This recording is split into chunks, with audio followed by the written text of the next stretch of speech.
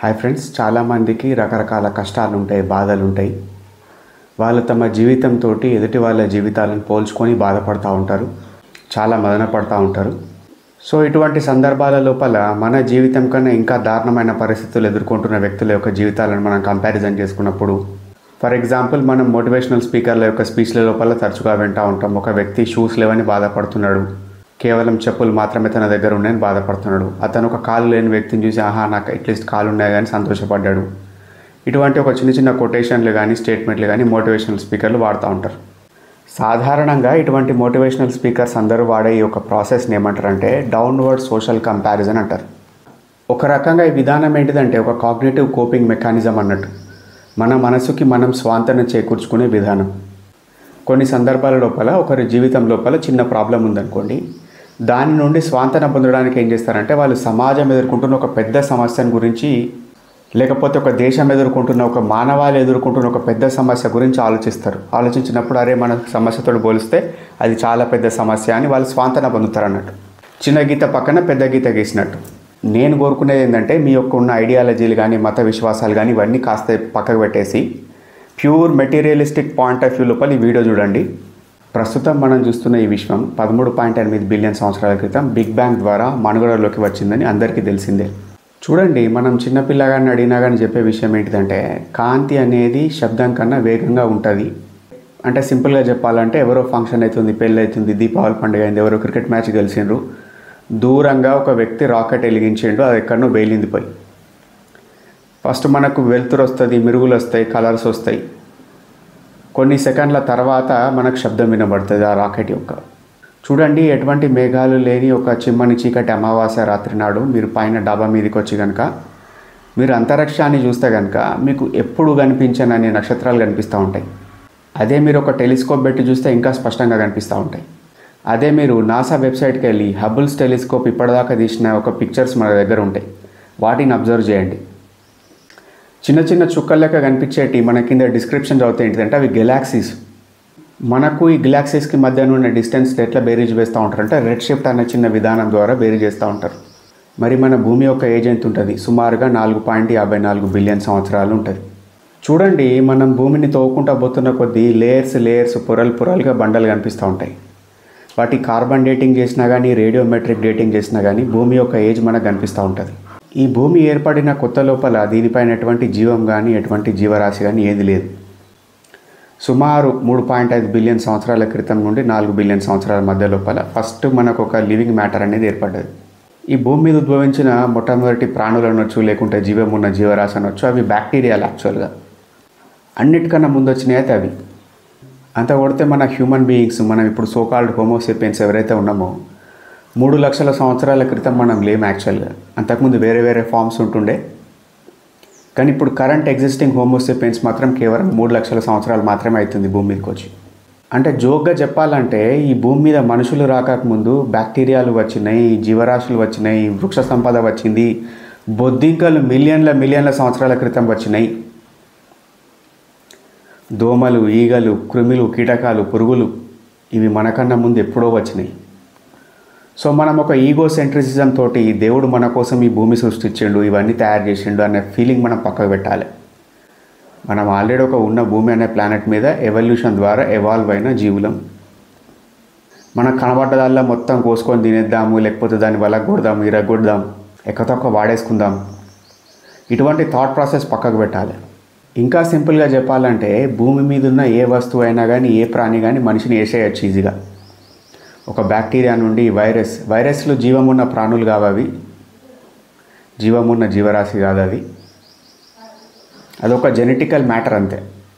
దానికి డిఎన్ఏ ఉంటుంది, ఆర్ఎన్ఏ ఉంటుంది, కానీ దాని ఓన్ డిసిషన్స్ అది తీసుకోలేదు, దాని ప్లాన్ అది గీసుకోలేదు. జస్ట్ ఒక జెనెటికల్ మ్యాటర్ అంతే. కానీ అటువంటి వైరస్లు కూడా మనుషులను వేసేస్తాయి. చిన్న దోమచ్చు కుట్టింది అనుకో, ఏదో వెక్టర్ బాండ్ డిసీజ్ వచ్చి మనిషి చచ్చిపోతాడు. టైఫాయిడ్లు, మలేరియాలు, రకరకాల వ్యాధులతోటి.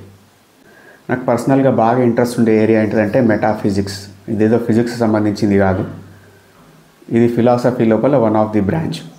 అసలు యూనివర్స్ ఎట్లా ఫామ్ అయింది, ఎట్లా ఎగ్జిస్టెన్స్లోకి వస్తుంది, ఎట్లా సర్వైవ్ అవుతుంది, మల్టీవర్స్ అనే కాన్సెప్ట్ ఉన్నదా, అంటే మనలాంటి వ్యక్తులు ఇంకొక యూనివర్స్ లోపల ఉంటారా,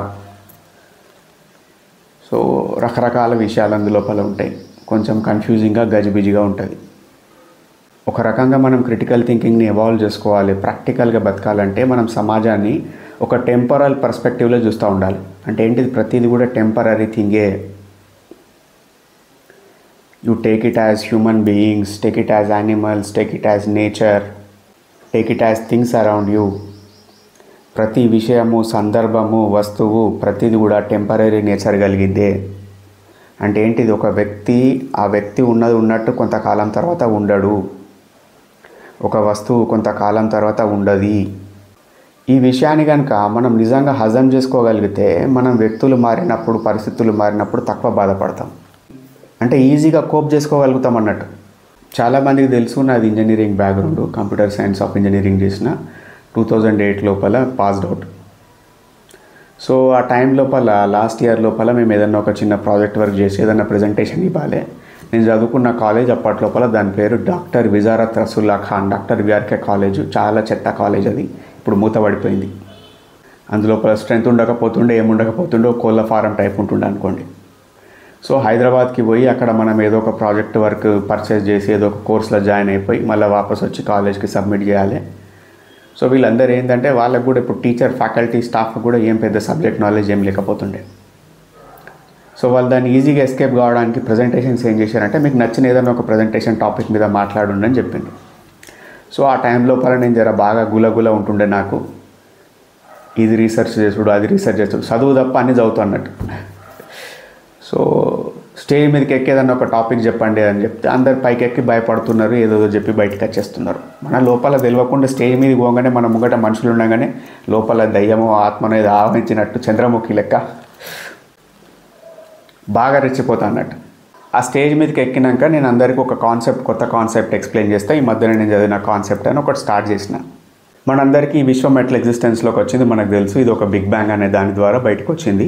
ఇప్పుడు విశ్వం లోపల ఉన్న నక్షత్రాలు కానీ, గెలాక్సీస్ కానీ ఇట్లా ఎక్కడికక్కడ వెళ్ళిపోతున్నాయి దూరంగా. ఇవి వేగంగా వెళ్ళిపోతున్నాయి. కొంతకాలం తర్వాత ఈ స్పీడ్ అనేది తగ్గిపోతుంది. తగ్గిపోయిన తర్వాత గ్రావిటేషనల్ పుల్ చేయబట్టి ఇవన్నీ మళ్ళీ వాపస్ వెనక్కి వచ్చేస్తాయి. ఒక దగ్గరికి వచ్చి మొత్తం గుద్దుకొని బర్స్ట్ అయిపోయి స్టార్టింగ్ కాకముందు ఎట్లున్నదో విషయం అట్లా అయిపోతుందని ఒక కాన్సెప్ట్ ఉండే. ఆ కాన్సెప్ట్ని బిగ్ క్రంచ్ అందరూ ఆ టైం లోపల. సాధారణంగా ఎక్కడైనా కానీ ఏదైనా ప్రజెంటేషన్ ఇచ్చినప్పుడు ఎవరికైనా డౌట్స్ ఉంటే ఆడియన్స్లోకి వెళ్ళి డౌట్స్ ఉంటే అడగండి నేను చెప్తా అంటారు కదా. సో నేను అదే అన్నా. దానికి వాళ్ళందరూ హర్ట్ అయిపోయారు. వీనికి బాగా పొగరు, బల్పు, వీడు బలిసి కొట్టుకుంటుండు, మమ్మల్ని డౌట్లు అడుగుతాడా. అదే కాదు, అంతకుముందు కూడా ఫస్ట్ ఇయర్కి వెళ్ళి మనం కొద్దిగా టిపికల్గా ఉందాం కాబట్టి వైవాళ్ళు ఏమైనా డౌట్లు అడుగుతూ ఉంటే ఇప్పుడు మనల్ని కొంతమంది హెడ్ ఆఫ్ ద డిపార్ట్మెంట్లు కానీ ఎవరైనా కానీ మనం దొక్కేద్దామని ఫిక్స్ అయిపోతారు. వాడు వైవా లోపల ఏది పడితే అది అడుగుతూ ఉంటాడు. అసలు లేని టాపిక్స్, ఇర్రిలవెంట్ టాపిక్స్, ఎక్కడికెళ్ళో తీసుకొచ్చిన టాపిక్స్, ఇట్లా అట్లా. సో నేను ఆయనకు సమాధానం చెప్తున్నాను. నేను సమాధానం చెప్పినా నాకు ఇన్ని మార్కులు వేస్తారు, ఏ చెప్పకున్నా కానీ గిన్నే మార్కులు వేస్తారు, మెంటల్గా మీరు ఫిక్స్ అయిపోయారు. సో నువ్వు అడిగిన దానికి నేను సమాధానం చెప్పాల్సిన అవసరం లేదు కానీ అట్లా పుల్ల పెడుతున్నాను. ఇప్పుడు ఆ ఫ్యాకల్టీ కూడా వీడు పెద్ద తిక్కలు హౌలగాడు అనుకొని ఊకుందరు వాళ్ళు. మిగిలిన వాళ్ళు మా ఫ్రెండ్స్ అందరు పోయి టీచర్ల దగ్గర, ఫ్యాకల్టీ దగ్గర సార్ అని గుర్తుమిలాడి మెల్లమెల్ల కథలు పడి బెన్న పూసి మార్క్స్ వేయించుకుందరు, ఇంటర్నల్ మార్క్స్. మనకు బాగా ఫకర్ ఉంటుండే. ఇప్పటికని ఇంకప్పుడు బాగా ఎక్కువ తక్కువ ఫకర్ ఉంటుండే. అసలు నేను మార్క్స్ కోసం ఎప్పుడు పోలేదు. ఫెయిల్ అయిపోయినా ఆగమైపోయినా కానీ వాళ్ళ దగ్గరికి ఎప్పుడు పోలేదు. చూడండి, ఇప్పుడు మనం చూస్తున్న ఈ సూర్యుడు మొదలే ఒక 4.6 బిలియన్ సంవత్సరాలు అవుతుంది. సూర్యుడు తన మధ్య ఏజ్లో ఉన్నాడు. సూర్యుడి దగ్గర ఉన్న ఫ్యూయల్ ఏంటిదంటే దాదాపు ఒక 10 బిలియన్ సంవత్సరాల దాకా కొనసాగే అవకాశం ఉంది. ఇంకొక 5 బిలియన్ సంవత్సరాల వరకు ఇది మండే అవకాశం ఉంది. సో కొంతకాలం తర్వాత సూర్యుని దగ్గర ఫ్యూయల్ అయిపోతుంది. అప్పుడు ఒక రెడ్ జాయింట్గా మారిపోతుంది సూర్యుడు. సింపుల్గా చెప్పాలంటే సూర్యుని యొక్క సైజు శ్రింక్ అయిపోతుంది. పైన అవుటర్ లేయర్ అనేది ఇట్లా పేలిపోతుంది అన్నట్టు. ఆ క్రమం లోపల చుట్టుపక్కల ఉన్న గ్రహాలు ఉన్నాయి కదా, నష్టం అయిపోతాయి. పోనీ ఫర్ ఎగ్జాంపుల్ ఇప్పుడు అట్లాంటి ఎక్స్ప్లోజన్ జరిగింది, సూర్యుడు నష్టం అయిపోయాడు, అయినా కానీ భూమి సర్వైవ్ అయింది అనుకోండి సమ్హౌ మిరాకిల్గా. భూమి మీద ఉన్న జీవరాశి కానీ మిగిలిన ఏది కూడా ప్రతి ఒక్కడు కూడా సూర్యుని యొక్క శక్తితో మీద ఆధారపడి మాత్రమే బ్రతుకుతున్నాయి. సూర్యకాంతి వల్లనే కిరణజన్య సంయోగ క్రియ జరుగుతూ ఉంటుంది. ప్లాంట్స్ పుడుతూ ఉంటాయి. ప్లాంట్ బేస్డ్గా మిగిలిన యానిమల్స్ పుడతాయి. వాటిని ఆధారంగా చేసుకొని మనుషులు సర్వైవ్ అవుతారు. ఇప్పుడు సూర్యుడే పోయిండు అనుకోండి, మనుషులు ఎట్లా బతుకుతారు? అవకాశం ఉందా? ఇలాన్ మస్క్ లాంటి వాళ్ళు, లేకపోతే కొంతమంది నాసా యొక్క శాస్త్రవేత్తలు మనం మార్స్ మీదకి పోయి మైగ్రేట్ అయిపోయి బతికిపోవచ్చు అని మనం కథలు పడుతున్నాం. మార్స్ కూడా with in the part of solar సిస్టమే ఉంది కదా. సోలార్ సిస్టమ్ దాటి ఎక్కడ కురుకుతావు? సో వాట్ ఎవర్ నీ అచీవ్మెంట్స్ కానీ, నీ యొక్క హిస్టరీ కానీ, నీ ప్లస్లు కానీ మైనస్లు కానీ, నువ్వు ఏదైతే చెప్పుకుందాం అనుకుంటున్నావు నేను చేసిన అది చేసిన అని, నీ కష్టాలు కానీ సుఖాలు కానీ దుఃఖాలు కానీ, భూమి అంతరించిపోయినప్పుడు భూమే మంట కలిసిపోయింది, అవి ఉంటాయా? దాన్ని ఎవడన్నా అడిగిండా? గమనించండి, నేను చెప్తున్న టాపిక్స్ కొంచెం ఫిలాసఫికల్గా కావచ్చు, లేకపోతే ఎగ్జిస్టెన్షియల్ వేలా కావచ్చు, కొద్దిగా వింతగా అనిపించవచ్చు. మనం భూమి మీద ఏ జీవరాశిని చూసినా కానీ దాని దగ్గర కాన్షియస్నెస్ కనిపించదు. కాన్షియస్నెస్ అంటే ఏంటిదంటే, ఇప్పుడు తన గురించి తానుకు ఎంతో కొంత ఎరుక ఉండి విశ్వం గురించి, సమాజం గురించి, గ్రహాల గురించి, నక్షత్రాల గురించి ఎరుక కలిగి ఉన్న వ్యక్తులు కానీ జీవులు కానీ ఏవి లేవు. ఓన్లీ మనుషులకే. మనం మొన్న వచ్చినా కానీ మనకు తెలుసు పిడుగు పడుతుంటే పిడుగు ఎందుకు పడుతుంది, మెరుపులు వస్తే మెరుపులు ఎందుకు వస్తున్నాయి, వర్షాలు పడితే వర్షాలు ఎందుకు వస్తున్నాయి, పక్షులు ఎట్లా ఎగరగలుగుతున్నాయి. మన భూమి మీద ఉన్న విషయాలే కాదు, మనకు భూమి అవతల ఉన్న విషయాలు కూడా బాగా తెలుసు.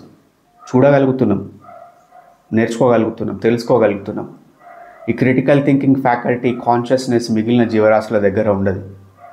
అంటే నేను చెప్పదలుచుకున్న విషయం ఏంటంటే, మీ యొక్క క్రిటికల్ థింకింగ్ క్యాపబిలిటీస్ని బాగా వాడుకోండి. ఈ భూమి మీద మీకున్న టైమే గింత.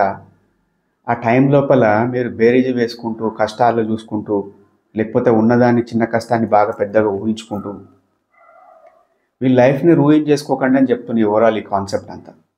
మనిషి భూమి మీద ఏ విధంగానైనా చచ్చిపోవచ్చు. వాడు ఎండ బాగా తగిలి చచ్చిపోవచ్చు, చలి బాగా పెట్టి చచ్చిపోవచ్చు, మాల్ న్యూట్రిషన్ తోటి చచ్చిపోవచ్చు, ఫుడ్ పాయిజనింగ్ తోటి చచ్చిపోవచ్చు, వేరే దేశాలు, శత్రు దేశాలు దాడులు చేసి చంపేయచ్చు. ఎవడో అవసరం కూడా లేదు. మన లోపల ఏదైనా చిన్న బాధ పుట్టింది అనుకోండి, ఏదో చిన్న విషయం మన మైండ్లో వచ్చింది అనుకోండి, చిన్న థాట్, అదే బాగా పెరిగి పెద్దదైపోయి మనమే మన వాళ్ళు ఏమైనా చేసేసుకోవచ్చు. అంటే మన యొక్క ఎగ్జిస్టెన్స్ అనేది చాలా టెంపరీ థింగ్ ఇక్కడ. యాక్చువల్గా కంపారిజన్ చేయండి, మనిషి లైఫ్కే అసలు గ్యారంటీ లేదు, అది ఒక టెంపరీ నేచర్ ఉన్న విషయం. సో మీకున్న కష్టాలు కానీ నష్టాలు కానీ వాటికి పర్మనెంట్ సొల్యూషన్స్ ఉన్నాయా అంటే అడుగుతూ ఉంటారు జనరల్గా బయట కౌన్సిలింగ్ పోయినప్పుడు. ఆ అబ్బాయి దగ్గరికి పోతే మళ్ళీ నన్ను కొట్టడం ఏంటిది, తిట్టడం ఏంటిది, మళ్ళీ గొడవ కాదని ఏంటిది, నన్ను బాగా చూసుకుంటాడా లేదా, గవర్నమెంట్ జాబ్ ఉంటేనే పెళ్లి చేసుకుంటా లేకపోతే నేను చేసుకోను, అయ్యో ఏం చేయాలి, సడన్గా అమ్మ నాన్న చచ్చిపోయారు, ఇక బతికుంటే లాభం ఏమున్నది, పక్క కులపోడు మా కులపోని తిట్టిండు సార్, ఆ పక్క మతపోలు ఊకే మా మతం మీద ఎవడు ఏడుస్తూ ఉంటారు, ఏదోటి అంటూ ఉంటారు. ఇవన్నీ మనం బేరీ చేసుకోండి. ఇవన్నీ ఏమన్నా లెక్కకు వస్తున్నాయా? యాక్చువల్గా మనం ఉన్న ట్రబుల్ ఎటువంటిది ఉన్నది, మనకున్న టైం ఎటువంటిది ఉన్నది, మనం పడుతున్న కథలు ఎట్లున్నాయి, మనం ఊహించుకుంటున్న అనుభవిస్తున్న బాధలు ఎట్లున్నాయి, ఏమన్నా సెన్స్ ఉన్నదా? కొంతమంది అడుగుతూ ఉంటారు, సార్ చేసుకోబోయే పిల్లని మనం గమనించాలంటే ఎట్లా, ఆమె క్యారెక్టర్ అసెస్మెంట్ ఎట్లా చేయాలి, మనం చెప్పినట్టు వింటుందా?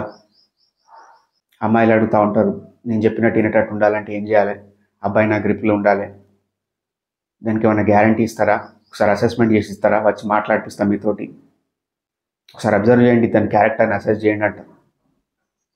గుర్తుపెట్టుకోండి, ఈ ప్రపంచంలో దేనికి కూడా గ్యారంటీ లేదు. వస్తువులకు లేదు, మనుషులకు లేదు, మనసులకు లేదు, జీవితాలకు కూడా లేదు. నా దృష్టి లోపల ప్రపంచం లోపల మానవాళ్ళు ఎదుర్కొంటున్న వ్యక్తిగతమైన సమస్యలు ఏవైనా కానీ కొద్దిగా ప్రాక్టికల్గా మారిపోయి క్రిటికల్ థింకింగ్ని వాళ్ళ లైఫ్ లోపలికి ఇన్కార్పొరేట్ చేసుకుంటే చాలా విషయాలను వాళ్ళు దూరం చేసుకోవచ్చు, సమస్యలను దూరం చేసుకోవచ్చు, సంతోషంగా బ్రతకచ్చు, ఈ ప్రజెంట్ మూమెంట్లో హ్యాపీగా బ్రతికేయచ్చు అన్నట్టు. This is Gautam signing of.